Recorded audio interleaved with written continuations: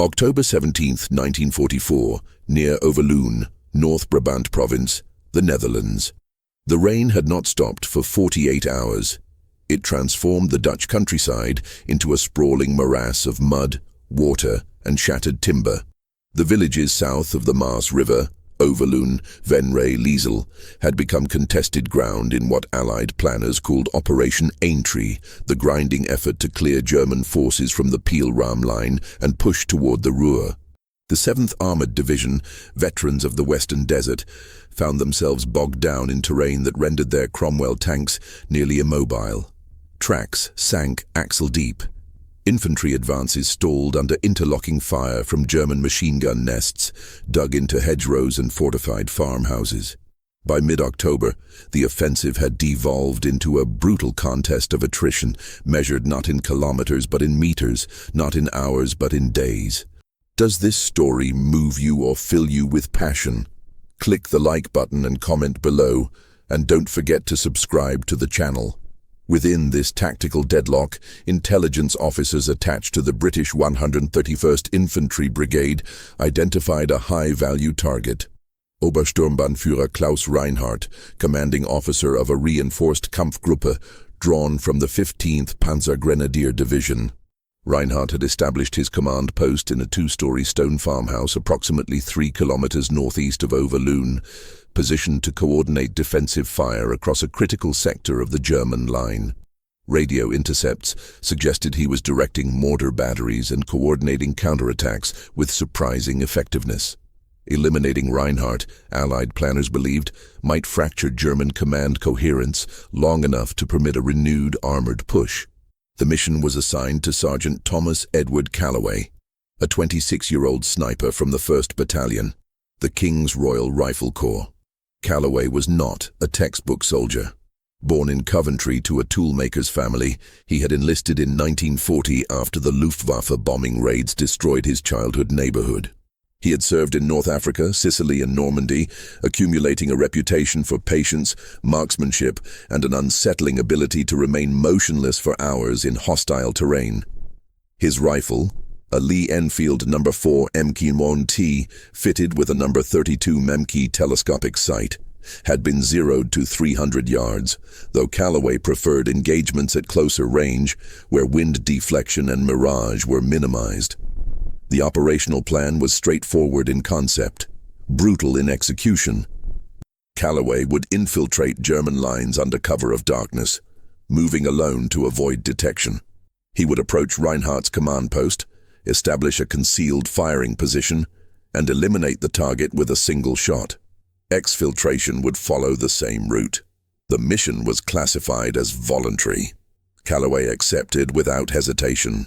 He departed the British forward positions at 02:30 hours on October 16th, moving east from a ruined barn that marked the edge of Allied-controlled territory. The night was moonless. Visibility extended no more than 15 meters. Calloway wore battle dress dyed a mottled brown-green, his face darkened with burnt cork, his rifle slung diagonally across his back. He carried no sidearm, unnecessary weight. His kit included a canvas map case, a compass, a fighting knife, 4 packets of concentrated rations, and a single water bottle. Total weight, approximately 22 pounds. The first obstacle was a drainage ditch, approximately 4 feet wide and 3 feet deep, filled with standing water. Calloway lowered himself in, the cold immediate and total. He waded south, parallel to the German line, moving at a pace calculated to produce minimal disturbance. The water temperature was estimated at 43 degrees Fahrenheit. After 90 minutes, he exited the ditch and began crawling northeast, using a farm track as a navigational reference. By 04:15 hours, he was within 600 meters of the German forward trench line. The terrain here was open farmland, stripped of vegetation by artillery fire and trampled by armor. Calloway adopted a technique taught during sniper training at Bisley, the ghost crawl, a method of movement in which the body remains flat, elbows and knees advancing in micro-increments, weight distributed to avoid creating visible disturbances in the mud. Progress was measured in meters per hour. Does this story move you or fill you with passion? Click the like button and comment below, and don't forget to subscribe to the channel. At 05:30 hours, he encountered the first German sentry post, a two-man position dug into the base of a hedgerow 20 meters to his left. He could hear them speaking in low tones, the glow of a cigarette briefly visible. Calloway froze. He remained motionless for 42 minutes until the voices ceased and the sentry rotation changed. Only then did he resume movement, angling farther east to widen the separation. Dawn broke at 06:48 hours. Visibility increased rapidly. Calloway was still 400 meters short of his objective, lying in an open field with no concealment beyond the shallow undulations of plowed earth. German patrols moved along the hedgerows. A motorcycle courier passed within 30 meters, engine noise briefly drowning the distant thump of artillery. Calloway pressed himself into the mud, controlling his breathing, his face turned sideways to minimize profile. The courier did not stop. By 0800 hours, the rain intensified. This was both advantage and liability. The rain obscured visibility and muffled sound, aiding concealment. It also rendered the ground nearly impassable. Calloway's progress slowed further. Each movement produced a squelching sound. Each pause allowed the cold to penetrate deeper. His hands had lost tactile sensation. He could no longer feel his rifle sling against his shoulder.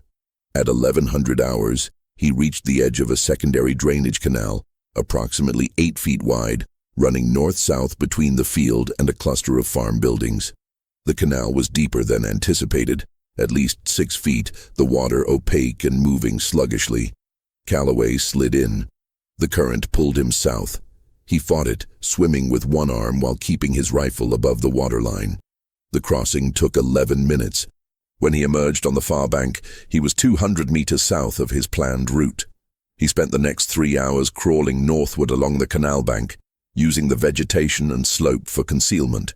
German voices were audible from the buildings ahead. Shouts, laughter, the clatter of equipment.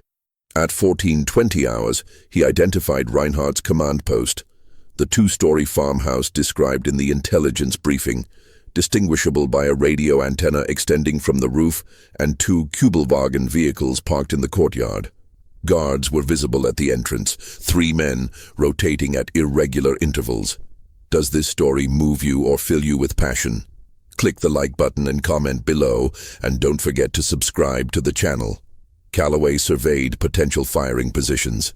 The optimal location was a collapsed hay shed approximately 180 meters northwest of the farmhouse, offering partial concealment and a direct line of sight to the upper-story windows where Reinhardt was believed to operate.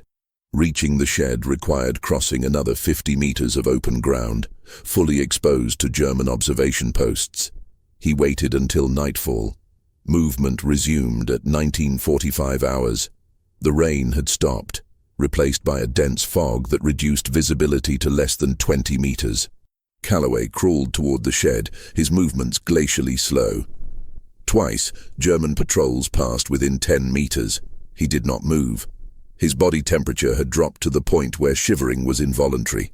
He suppressed it through sheer concentration, focusing on the rhythm of breath and heartbeat. At 22:18 hours, he reached the hay shed. The structure was partially collapsed, its roof beams sagging inward. Calloway positioned himself in the northwest corner, where a gap in the timbers provided a narrow firing aperture. He cleared mud from his rifle bolt, dried the scope lenses with a piece of cloth cut from his undershirt, and began the process of settling into position. His body ached. His legs had gone numb hours earlier. He estimated he had consumed fewer than 400 calories over the past 20 hours. Reinhardt did not appear that night. Calloway remained in position, unmoving, as the temperature dropped toward freezing. At 03:40 hours on October 17th, he heard German voices from the farmhouse, sharp, authoritative. A light appeared in the upper-story window. Calloway shifted his rifle, bringing the scope to bear. A figure moved across the window frame, male, middle-aged, wearing an officer's tunic. The range was 183 meters, confirmed by scope reticle measurement. Wind was negligible. Elevation adjustment, 2 clicks up. He did not fire. The target's identity could not be confirmed with certainty in the low light. Calloway had been trained to avoid assumptions. He waited. At 6:20 hours, the figure reappeared, this time standing near the window in full daylight, speaking to someone inside the room. Calloway studied the uniform through the scope. Field grey tunic, no visible rank insignia at this angle, but the posture and gestures matched the command presence described in the briefing. The figure gestured toward a map on the wall, pointing emphatically. This was consistent with a battalion-level commander coordinating defensive operations. Calloway aligned the crosshairs on the center mass, mid-chest, slightly left of sternum. He controlled his breathing, inhale, exhale halfway, pause. His finger rested lightly on the trigger, applying gradual pressure. At the moment of firing, the rifle's report was sharp and singular, cutting through the ambient noise of the morning. The .303 British round, a 174-grain boat-tail bullet traveling at approximately 2,440 feet per second, struck the target high in the chest, just below the clavicle. The figure collapsed backward, out of view. Calloway did not wait to confirm the kill. He withdrew from the firing position immediately, moving south along the canal bank in a low crawl. German voices erupted from the farmhouse, shouts, running footsteps. A burst of machine gun fire raked the area near the hay shed, approximately 20 meters from Calloway's abandoned position. Does this story move you or fill you with passion? Click the like button and comment below, and don't forget to subscribe to the channel. He crawled for 6 hours, retracing his infiltration route in reverse. German patrols swept the area intermittently, but the fog had returned, limiting their effectiveness. At 13:40 hours on October 17th, Calloway crossed back into Allied lines, emerging from the drainage ditch near the original departure point. He was hypothermic, dehydrated, and unable to stand without assistance. Medical personnel estimated his core body temperature at 94 degrees Fahrenheit. He was evacuated to a field hospital, treated for exposure and trench foot, and returned to duty 12 days later. The German officer killed in the farmhouse was confirmed as Obersturmbannführer Klaus Reinhardt through captured documents and prisoner interrogations. His death created a temporary command vacuum that Allied forces exploited during the subsequent push toward Venray. The Kampfgruppe he had commanded fragmented within 48 hours, allowing the 7th Armored Division to advance 3 kilometers before encountering reorganized resistance. Calloway's mission became a case study in British sniper doctrine, not for the difficulty of the shot, which was technically routine, but for the psychological and physical endurance required to position himself for that shot. The crawl itself, covering approximately 2.8 kilometers over 46 hours through hostile terrain, in freezing rain, without detection, represented an operational extreme, rarely documented in official records. The operational after-action report filed by 131st Infantry Brigade on October 21, 1944, devoted 3 paragraphs to Sergeant Calloway's mission. The language was characteristically understated. Target eliminated at 06:20 hours, 17th October. Sniper returned to friendly lines without detection. Mission assessed as successful. What the report did not capture, what institutional military documentation rarely captures, was the physiological cost of such operations, nor the doctrinal questions they raised about the utility of individual high-value targeting in fluid combat environments.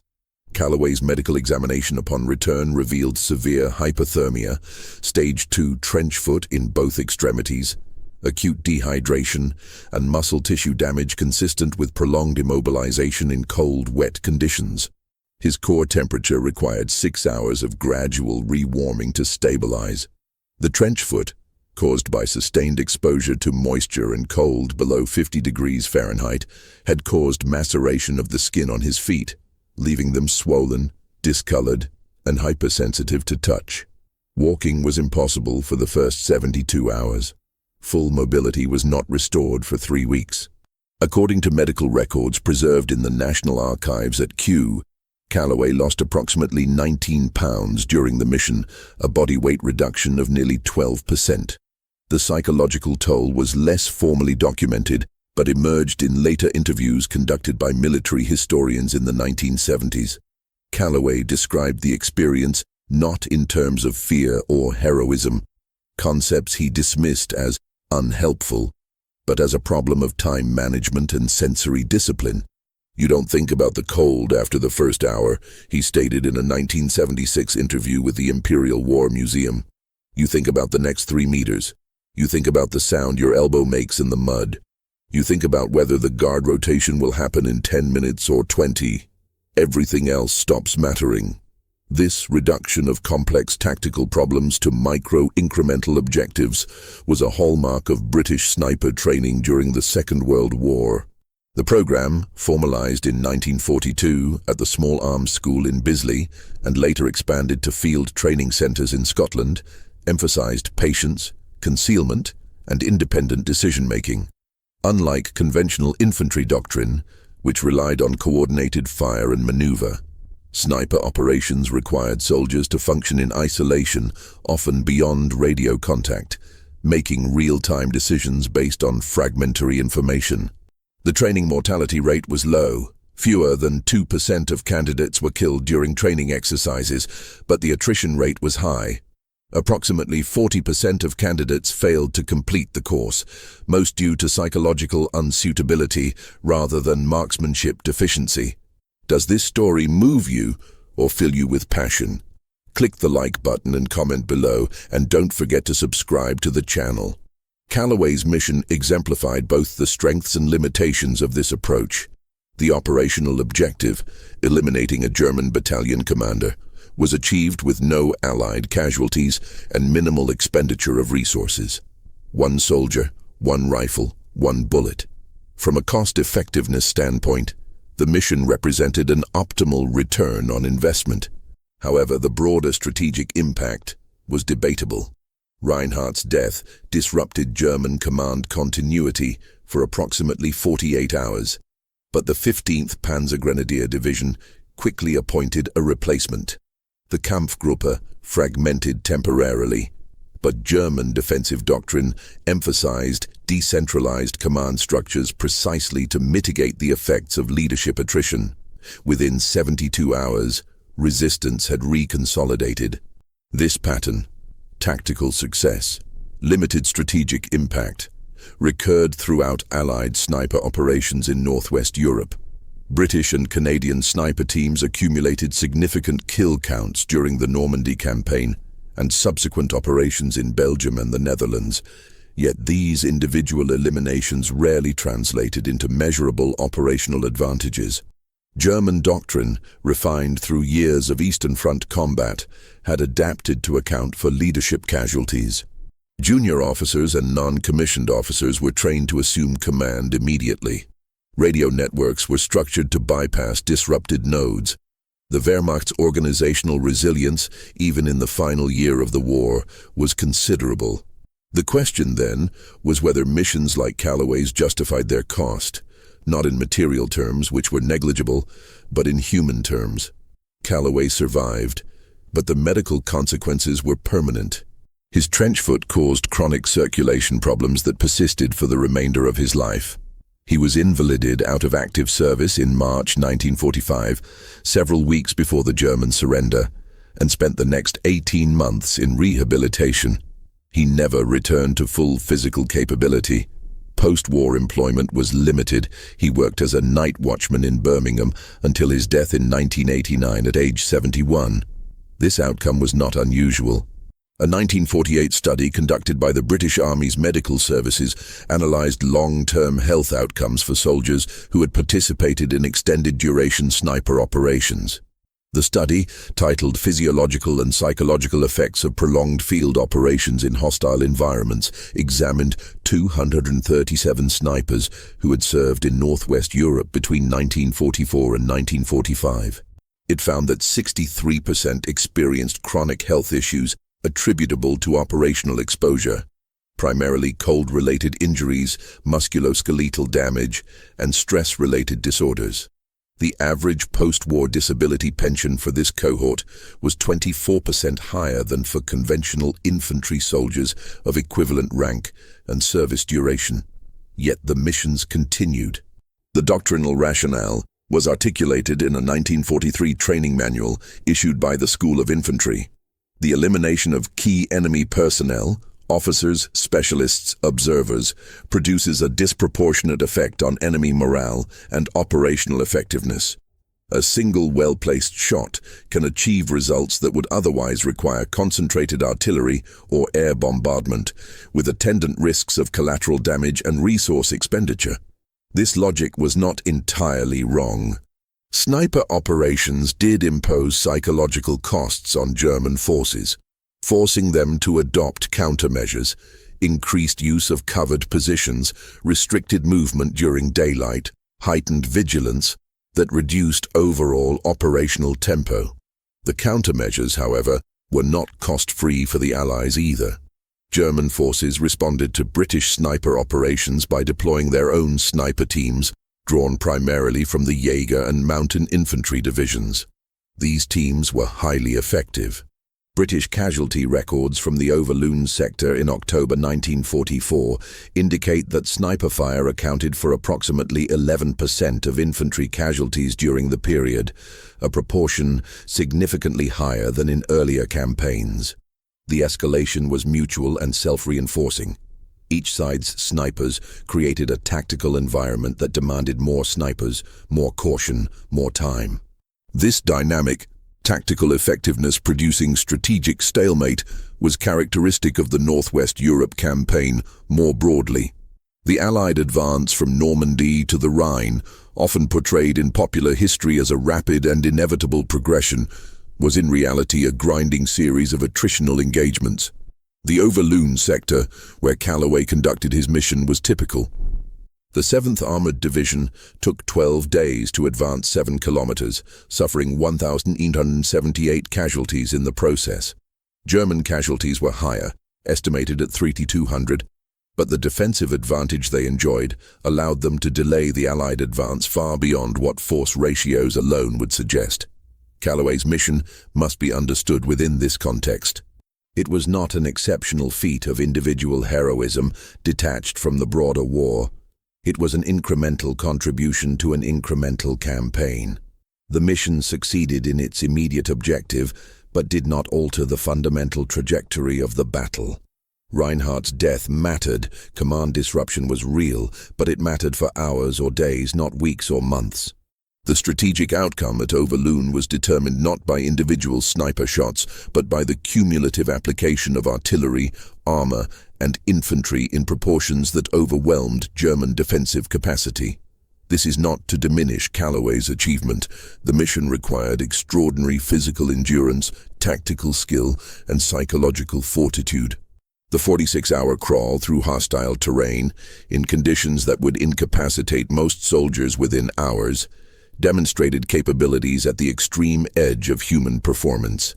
The shot itself, 183 meters, single round, confirmed kill, was technically proficient, though not exceptional by sniper standards. What was exceptional was the context, executing precision marksmanship after 2 days of hypothermic immobility, dehydration, and sensory deprivation. The broader lesson, however, concerns the limitations of individualized warfare in industrialized conflict. The Second World War was fundamentally a contest of production capacity, logistical throughput, and organizational scale. Individual skill mattered. Calloway's marksmanship, Reinhardt's tactical acumen, but it mattered within constraints imposed by larger systems. A single sniper could kill a battalion commander, but he could not destroy the battalion's radio network, disrupt its supply lines, or neutralize its supporting artillery. Those tasks required combined arms operations involving hundreds or thousands of personnel, coordinated through hierarchical command structures and sustained by industrial-scale logistics. The post-war British Army recognized this. Sniper doctrine evolved after 1945 toward greater integration with conventional infantry operations. The lone wolf model, epitomized by missions like Calloway's, was de-emphasized in favor of sniper pairs and small teams operating in coordination with platoon and company-level maneuvers. The emphasis shifted from high-value targeting to force multiplication, suppressing enemy movement, gathering intelligence, and protecting flanks during advances. The independent, deep penetration mission became rare, reserved for special circumstances rather than routine practice. This doctrinal shift reflected a broader recognition that individual courage and skill, while necessary, were insufficient. Modern warfare, even in 1944, even in the mud of the Netherlands, was too complex, too technologically mediated, too organizationally dependent to be decided by individual actions. The soldier remained the irreducible unit of combat, but the soldier's effectiveness was determined by the system within which he operated: training, equipment, logistics, communications, medical support, and doctrine. Calloway understood this, though he rarely articulated it in theoretical terms. In his 1976 interview, when asked whether he considered himself a hero, he responded, "I was a soldier doing a job. The job was harder than most, but it was still just a job. You do it because it needs doing, because you're trained to do it, because someone has to. That's all." This pragmatic self-assessment was characteristic of British veterans of his generation, a cohort shaped by 6 years of industrial-scale violence, for whom survival itself was achievement enough. The farmhouse where Reinhardt died was destroyed by artillery fire in November 1944, during the final Allied push to clear the Peel-Ram line. The site was rebuilt after the war and now functions as a private residence. There is no plaque, no monument, no indication that the location was once contested ground. The drainage canals Calloway used for infiltration remain, though they have been dredged and re-engineered for modern agricultural use. The fields are planted with wheat and sugar beets. The hedgerows are gone. Calloway's Lee Enfield rifle, serial number T4561, was returned to ordnance after his medical discharge in 1945. Its subsequent history is unknown. It was likely refurbished and reissued, or else scrapped during the post-war drawdown. No photographs of Calloway during his service years are known to exist. His personnel file contains a single formal portrait, taken upon enlistment in 1940. A young man with narrow features, serious expression, unremarkable in every respect except for what he would later endure. The German records concerning Reinhardt are fragmentary. He was buried in a military cemetery near Venray, later exhumed and reinterred at the German war cemetery in Iselstein, approximately 20 kilometers north of the battle site. His grave is marked by a simple stone cross, one among 31,598. No family members are recorded as having visited. The mission itself, Calloway's 2-day crawl through the mud to eliminate a German commander, exists now primarily as a footnote in regimental histories and a case study in military training manuals. It is taught at sniper schools as an example of extreme infiltration technique, though always with the caveat that such missions are rarely necessary or advisable in contemporary warfare. The conditions that made Calloway's approach feasible, the absence of thermal imaging, motion sensors and surveillance drones, no longer exist. Modern battlefields are transparent in ways that 1944 could not conceive. What remains is the question of cost. Calloway spent 46 hours in the mud to fire a single shot.